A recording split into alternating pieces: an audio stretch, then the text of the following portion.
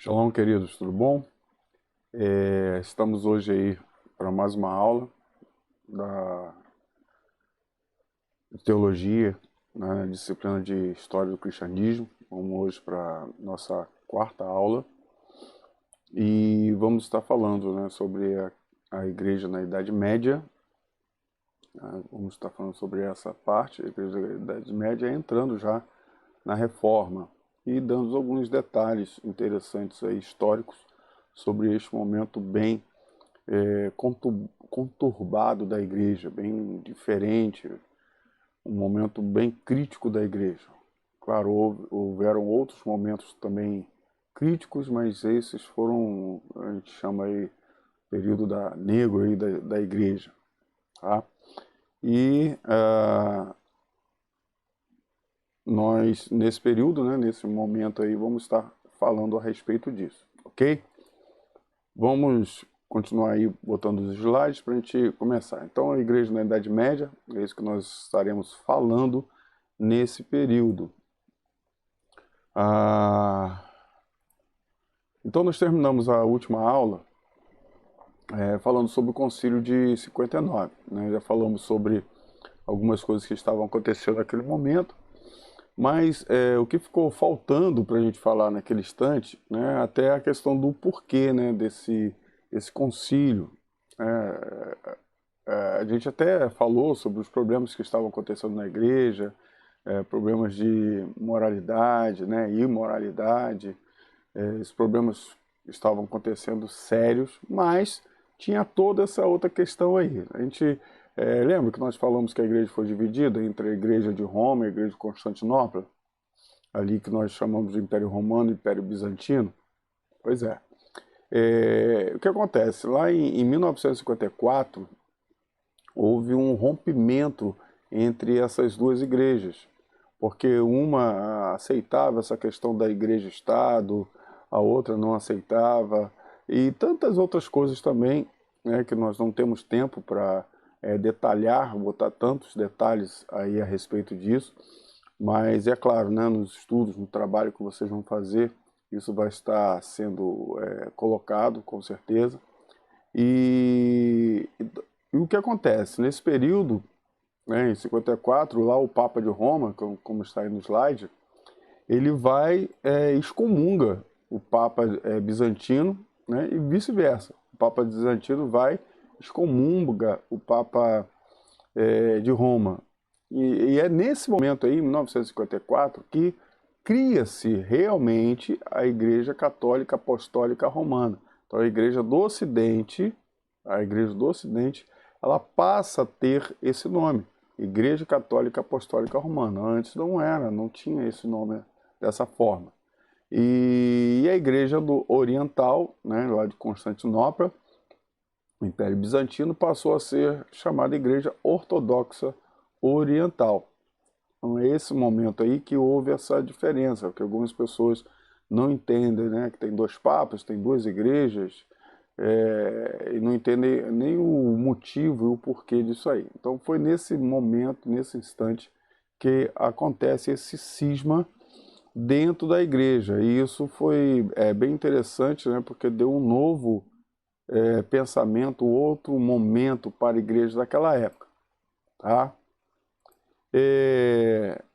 E junto a isso, né, nesse momento, já vai aparecer um outro instante bem interessante para nós estudarmos a questão da igreja, que são as cruzadas. Tá? São as cruzadas.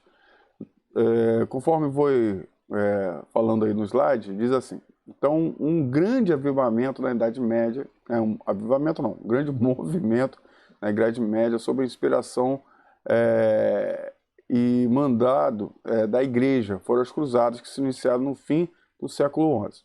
Lembra que a gente falou, nós falamos sobre Maomé, ele ter lá em 600, né, 610, ele ter começado a se levantar, se levantou como um grande general e começou a colocar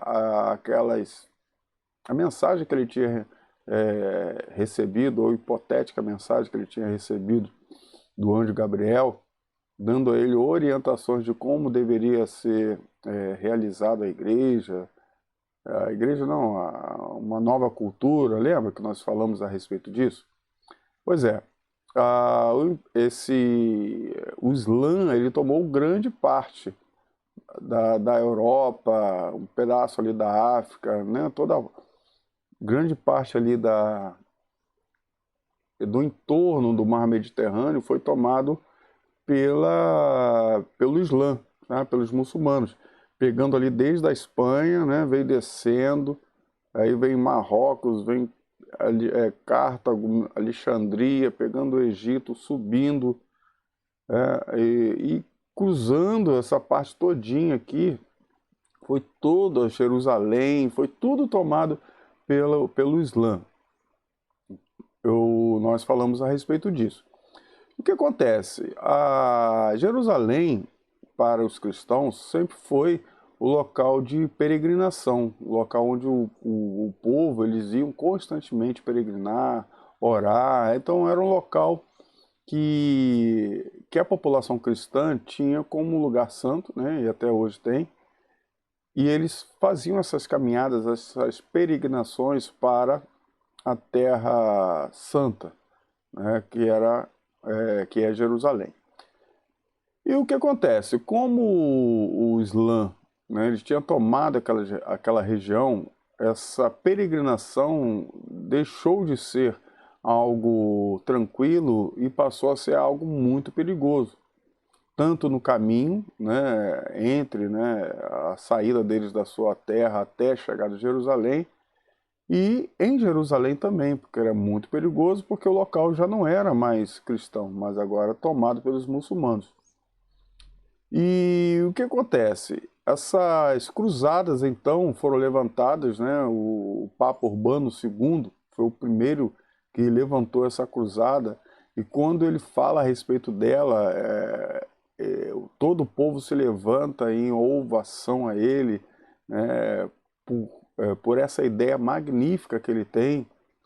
E esse momento aí das cruzadas traz algo bem interessante para o povo, bem interessante para a população. O que acontece?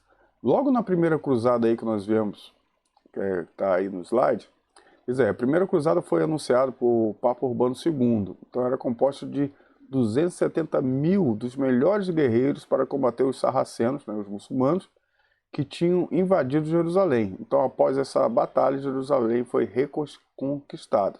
Exatamente. 275 mil homens. Meu irmão, é muito soldado.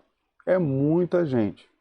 E é claro que neste momento, para ter essa quantidade de cruzados, né, que eram chamados de soldados, eles tiveram que arregimentar muitas pessoas para fazerem parte desse grupo. E nesse momento nós começamos a ver pessoas pobres, pessoas humildes que não tinham nada, não tinham poder, não tinham autoridade, não tinham posses nenhuma, se colocando, se recrutando para ser um cruzado. Nesse momento eles se tornam cavaleiros e aí eles se passam a ter um título quase que de nobreza por estar participando disso.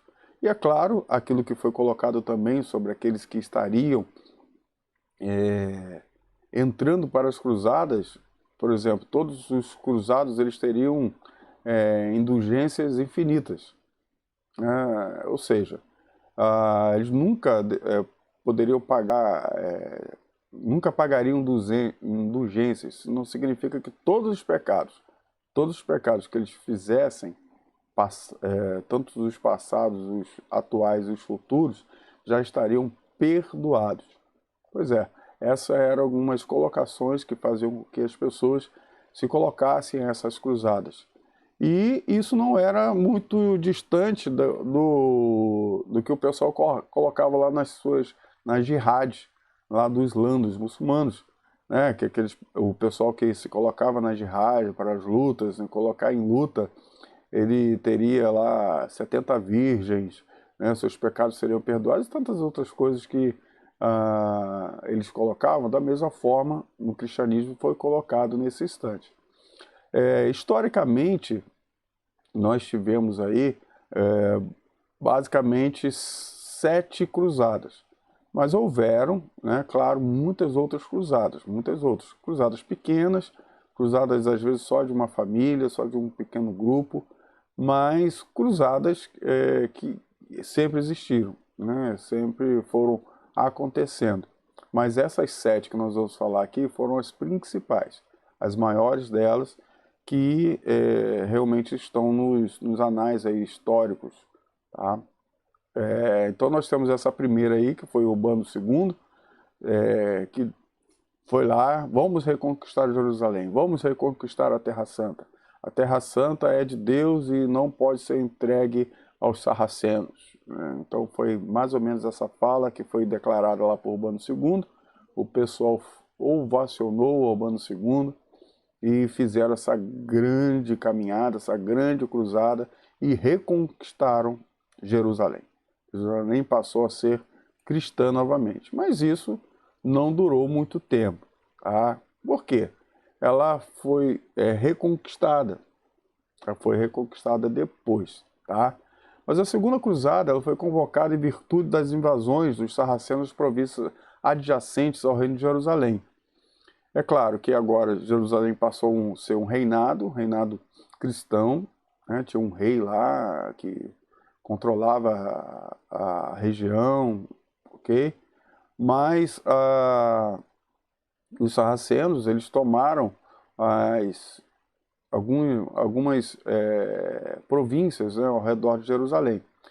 E sob a influência de Luís VII, né, da França, e Conrado III da Alemanha, um grande exército foi conduzido em socorro dos lugares reconhecidos como santos, né? Então, enfrentaram grandes dificuldades, mas obtiveram vitórias.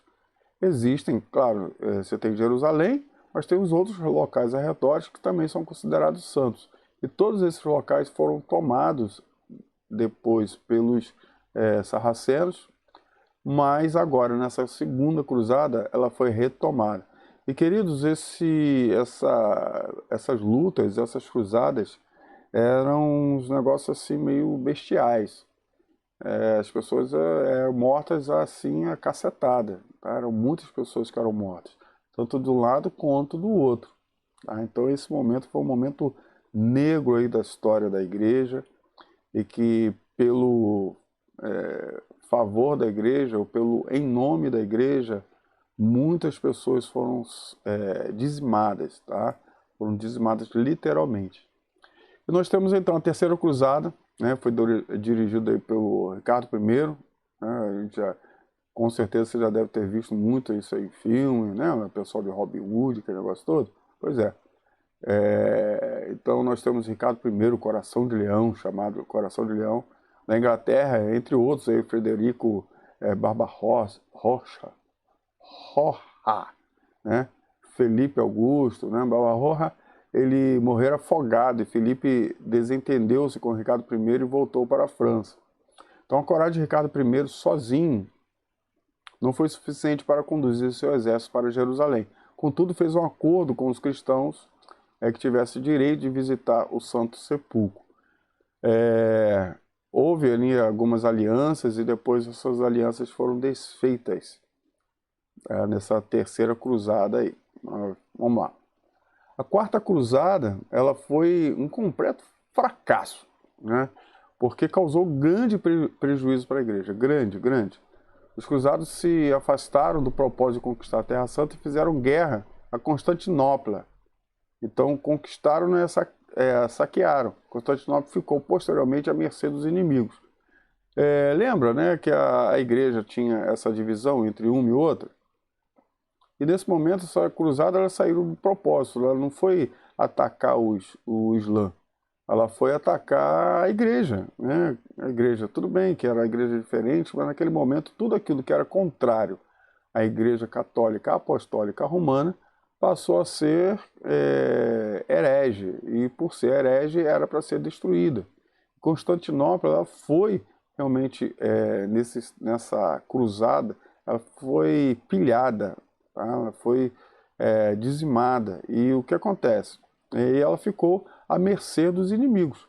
Tanto que logo depois, o que acontece? O Islã, eles tomam Constantinopla, né? Mais à frente eles tomam Constantinopla e a Constantinopla passa a ser um local de adoração, né, pelos turcos, ok? Passa a ser um local turco e ali acaba, né, basicamente a supremacia do Império Bizantino nesse instante aí, porque foi tomado pelo Islã, pelos sarracenos.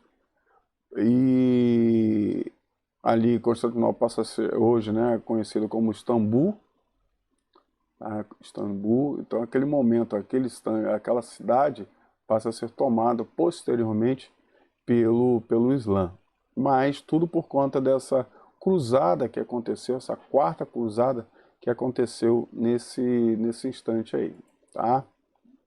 A quinta cruzada, né, que Frederico II conduziu um exército até a Palestina e conseguiu um tratado no qual as cidades de Jerusalém, Haifa, Belém e Nazaré eram cidades aos cristãos. Porém, 16 anos depois, a cidade de Jerusalém foi tomada pelos maometanos. E, né, quando a gente fala maometanos, o pessoal de Maomé, é a mesma coisa, sarraceno, é a mesma galera. E não, eles fizeram aí essa cruzada, né, essa quinta cruzada, fizeram um acordo para que essas cidades aí consideradas o centro aí da adoração cristã, que seria Jerusalém, Haifa, Belém, Nazaré, ela foi cedida aos cristãos, mas logo depois isso foi mudado, tá? Eles foram lá e tomaram novamente como está hoje, tá? Como está hoje a cidade de Israel, né, a cidade de Jerusalém, ela é uma cidade meio que universal, vamos dizer assim, e é um pouco conturbado ali.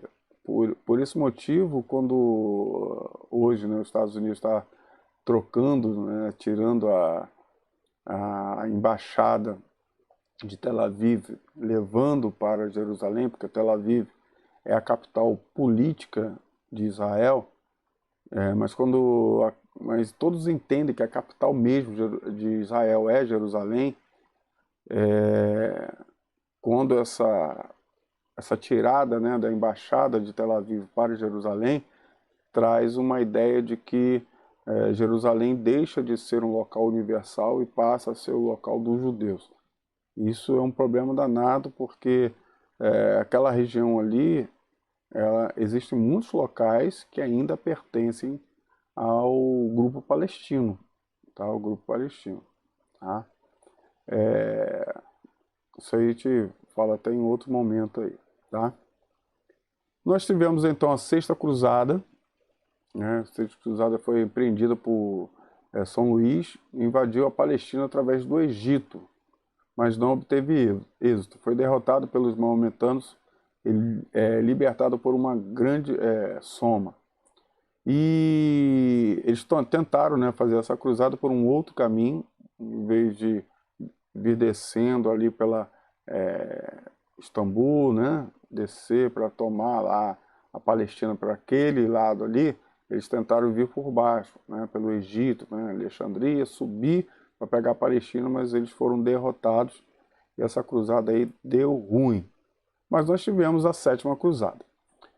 A Sétima Cruzada teve também a direção desse camarada aí, São Luís, juntamente com Eduardo I. Então a rota escolhida foi novamente a África. Da mesma forma eles fizeram por baixo. Porém São Luís morreu, Eduardo I voltou para ocupar o trono na Inglaterra e a cruzada teve um fracasso total, tá? Total.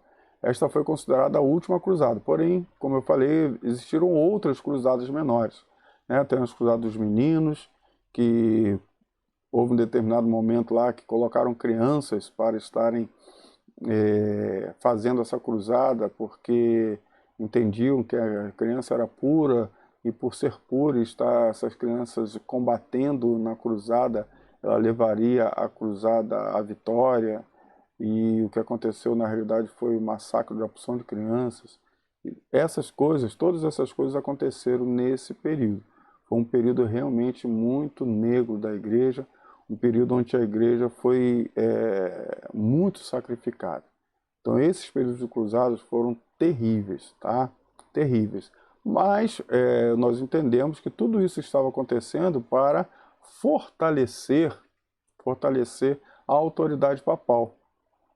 Fortalecer a autoridade, porque esse instante que nós estamos falando de cruzados, a igreja ainda estava meio enfraquecida.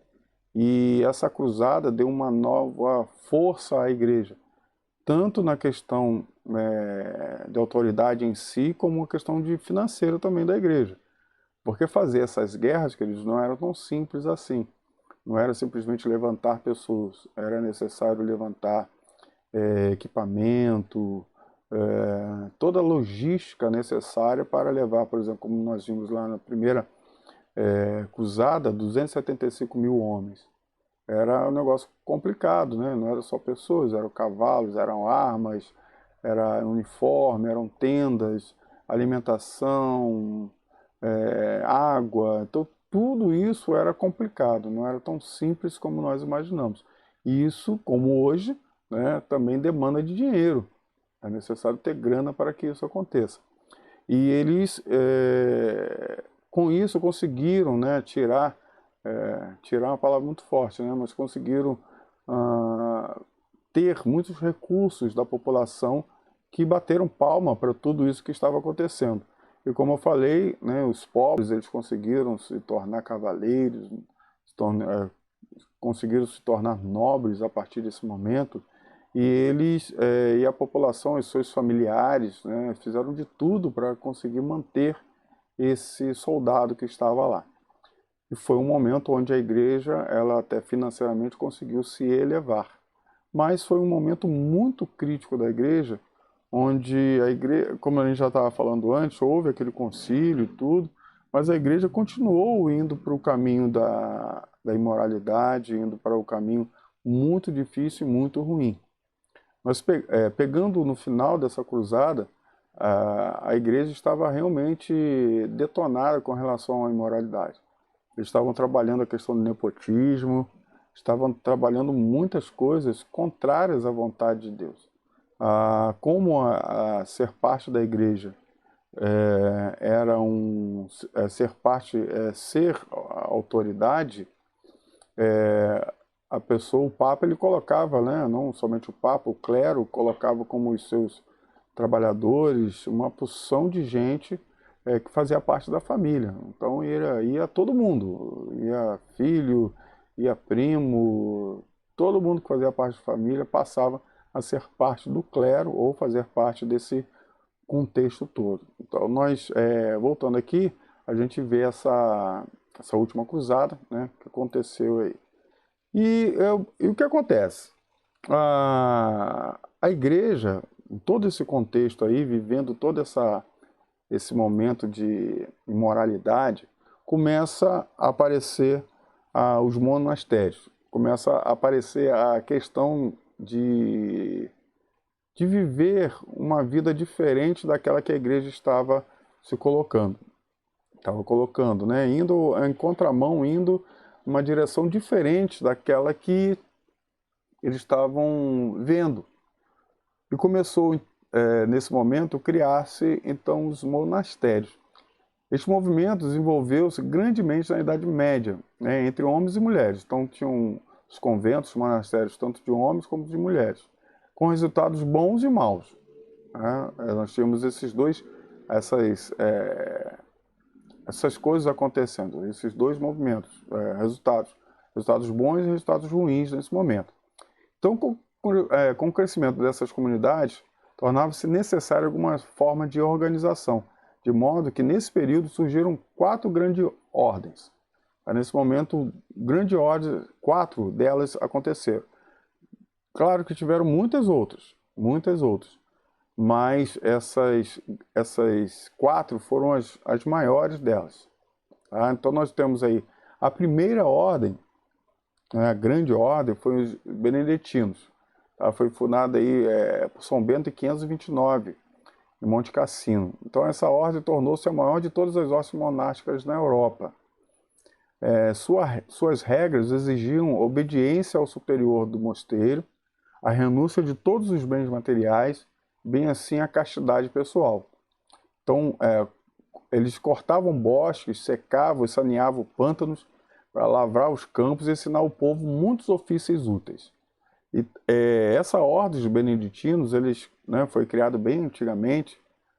Já lembra que a gente já começou a mostrar que antigamente a igreja já estava, né, sendo corrompida, e esse grupo eles saem, né, começam a montar a sua ordem, fugindo dessa imoralidade que já estava acontecendo na igreja. E eles foram, né, por isso ser a maior, porque eles eram bem antigos, tá? Bem antigos. E eles tinham essa característica, eles não tinham somente o trabalho, como vamos dizer, um trabalho monástico, onde era simplesmente falado a respeito da vida espiritual ou vivenciado as questões espirituais. Eles tinham essa característica eles saneavam, né, cortavam bosques, deixavam um terreno bem plano, e ali eles ensinavam o povo, né, a lavrar os campos, para que aquela comunidade onde eles estivessem plantados aprendessem a subsistir, fugindo do controle do Estado.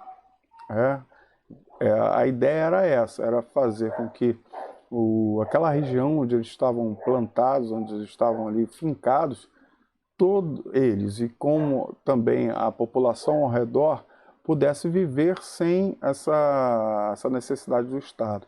A ideia então dos beneditinos era trabalhar isso aí, tá? Nós temos uma outra ordem também, que é o nome chatim, cistercienses. Então, eles surgiram em 1098 com o objetivo de fortalecer a disciplina dos beneditinos. Então, tá vendo que eles vieram mais fortes dos beneditinos, que eles acabaram se relaxando. Depois de 500 e poucos anos, né, estão lá vivendo daquela forma, eles foram relaxando um pouquinho. E esse outro grupo, né, que na realidade eles saem aí dos beneditinos, eles fazem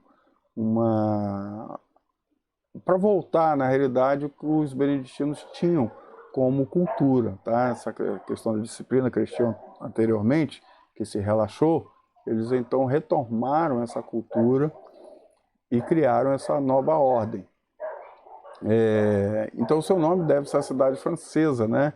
De Sitialf. Eu não sei falar esse negócio direito, não. Eu não sei falar francês. Fundada por São Roberto. Então, deu ênfase à arte, à arquitetura, especialmente à literatura, copiando e escrevendo livros. Essa cultura, eles voltaram-se um pouco mais para dentro, tá? Para dentro deles mesmos, e não fizeram muito essa questão como os beneditinos faziam, né? Trabalhar essa questão do campo, mas eles trabalharam diferente.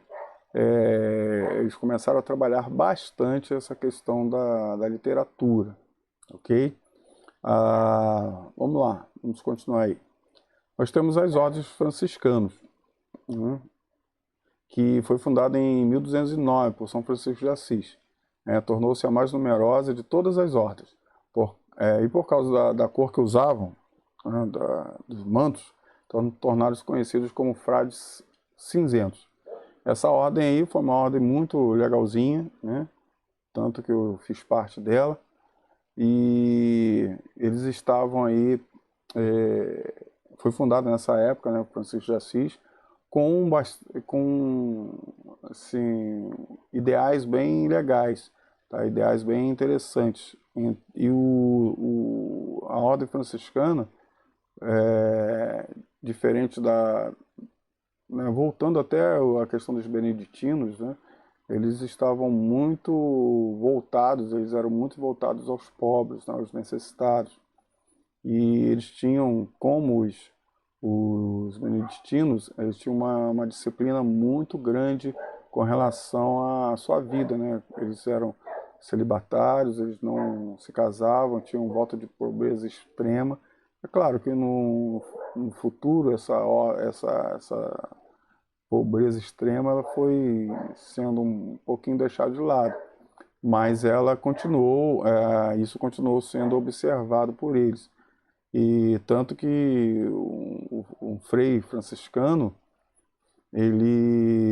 o que é posse dele, né? A sandália dos pés, o manto que ele tem, né? Que são a roupa que ele tem, né? Por isso os frades cinzentos, e a bolsa deles, né? A única coisa que o frade tem como que é dele, tá? O resto é o que a população dá, aonde eles estão, se estão fincados em uma igreja local. Não, eles são mantidos por essa igreja, então é isso que eles fazem, tá? Essa é a vida deles.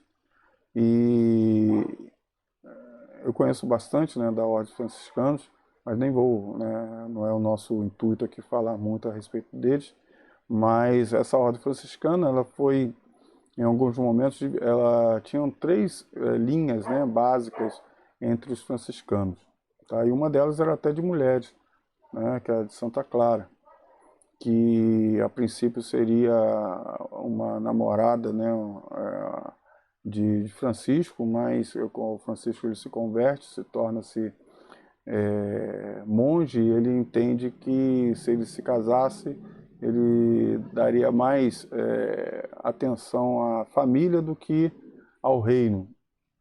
Aí trazendo um pouquinho daquilo que o apóstolo Paulo fala, né? Se você é viúvo, se você é solteiro, se você se não tem a pretensão de casar, não se case, né? Mas coloque-se a sua vida em disposição ao reino, né? Basicamente isso. E o franciscano ele levava também essa ideia em pauta, né?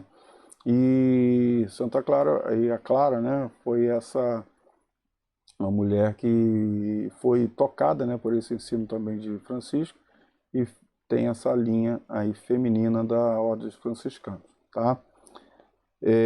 Alguns deles foram mortos porque eles não coadunavam com algumas coisas que a igreja estava fazendo, e por esse motivo foram mortos em alguns momentos aí, não só em um momento, mas em alguns momentos da história da igreja. Vamos então falar da última aí, da ordem, a ordem dos dominicanos. A ordem espanhola, fundada por São Domingos, tá, em 1215. Então os dominicanos e os franciscanos diferenciavam das outras ordens, pois eram pregadores, iam por toda parte a fortalecer a fé dos crentes. Então os dominicanos, como o franciscano, lembra que eu falei que o franciscano ele trabalhava muito essa questão dos pobres, necessitados? Então a ideia deles era sair dos conventos. Eles não tinham essa questão de ficarem presos aos conventos. Eles saíam à rua a pregar o evangelho. E a pregar o evangelho, né, não com a questão como eu vou dizer, pregando com as atitudes, né, com o trato com as pessoas, meio que fazendo o que Jesus Cristo faria. Então essa era o trabalho que eles realizavam, tá bom? Então nós temos essa ordem e as ordens dos dominicanos. E nesse momento a gente começa a ver aí, a trabalhar o início da reforma religiosa. A gente vai, daqui a pouquinho, a gente vai dar uma pausazinha, daqui a pouco a gente vai falar desses grandes momentos da igreja, né, da reforma protestante. Vamos falar esses 5 grandes movimentos de reforma que surgiram na igreja. A reforma não aconteceu naquele momento ali de Lutero, ela veio acontecendo. Ela foi travada, foi trabalhada durante um grande momento, tá? Mas, voltando para esse momento aí da história da igreja, desse momento da igreja, a igreja estava muito conturbada nesse instante. O que acontecia? Nós tínhamos aí nesse momento, a sede da igreja, por exemplo, ela saiu de Roma e foi para a França, tá? Ela foi para a França e lá houve um momento que eles elegeram 2 papas, tá? Elegeram 2 papas, um papa foi eleito em Roma, e outro depois foi eleito e ficou na França. E nós temos a Guerra dos 100 Anos, eu creio que você sabe, você estudou isso lá no colégio, talvez não se lembre, mas a Guerra dos 100 Anos, elas foram até polarizadas por esses dois momentos.